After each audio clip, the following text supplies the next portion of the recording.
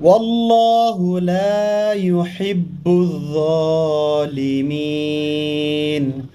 আল্লাহ জালেমদেরকে ভালোবাসেন না।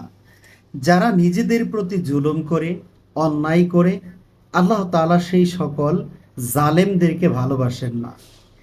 আমি কোনো মানুষের উপর অত্যাচার করব, জুলুম করব, নির্যাতন করব, আমাকে মহান আল্লাহ তাআলা ভালোবাসবেন এটা কখনো হতে পারে না।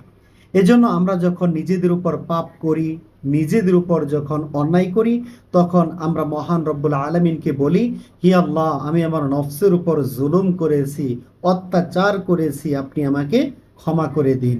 এই জন্য জুলুম কারো প্রতি করা যাবে না, সেটা নিজের প্রতি হোক অথবা অন্যের প্রতি হোক।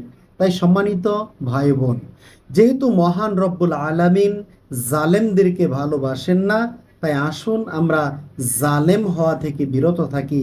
নিজেরা যেন আমরা জালেম হয়ে না যাই, অন্যের প্রতি আমরা যেন জুলুম না করি, ঠিক সেরকমভাবে আমরা যেন নিজের প্রতিও জুলুম না করি।